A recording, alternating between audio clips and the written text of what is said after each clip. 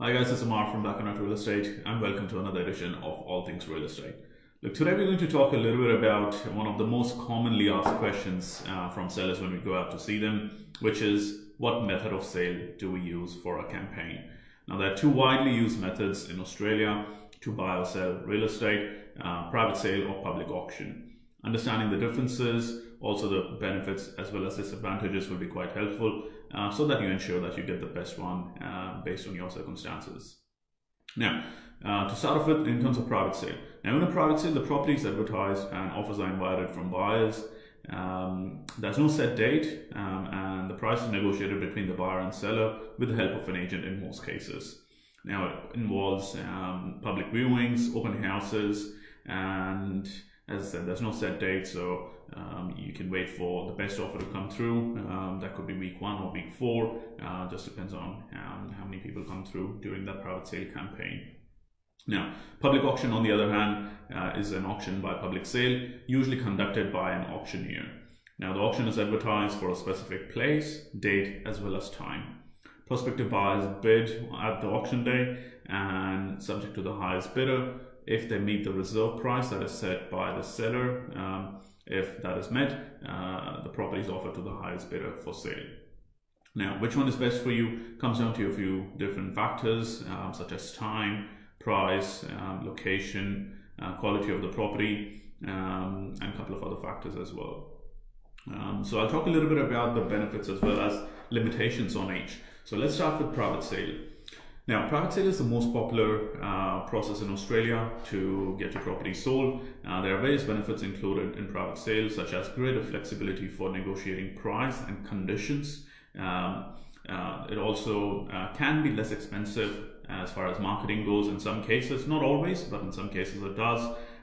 It also works best when selling is not of urgency. When I say that, you're not restricted to a certain time frame, such as a month or a couple of months. So that it allows you a lot more time to negotiate with the ideal buyer. Now, the disadvantages, obviously, first is you've got the cooling off period, which gives the buyer to change their mind after signing the contracts. It also means that because it's not based on a set date, it could take longer than an auction campaign to get that best price that you're looking for. And finally, given that there's a bit of a price range that you are looking for, it is usually less likely that the property will sell for more than the asking price as compared to auctions that we see. Now, let's talk about auctions and the benefits and limitations of it. Now, auctions generate a sense of urgency and competition amongst bidders, which can result in them getting fired up and really achieving an extraordinary price for your property. Now, it also provides sellers with greater protection in terms of a reserve price so that you don't sell your property under that price range that you're looking for. There's also the possibility that you will sell for more than the reserve price, which is what I was talking about earlier. Given if you have enough interest and bidders come out, it could push each other in bidding for the property a lot more than what you had initially thought for. Now, in terms of limitations, look, as always, there are certain limitations attached to auctions as well. Especially, look, it can be a stressful sort of process to go through if you haven't been through an auction campaign before. It is a job of agents to ensure that you are as stress-free as possible.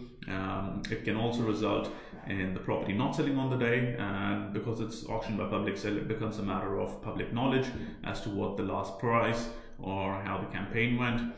So you lose that little bit of power as far as negotiation goes. So that's just a real brief introduction onto the two methods of sale. If you do have any further questions, feel free to get in touch. As always, which one you choose is based on your personal circumstances and what you think would be best for you. So thank you again for joining me. Hopefully that was a bit of value for you, and I look forward to seeing you next time. Thank you. Bye for now.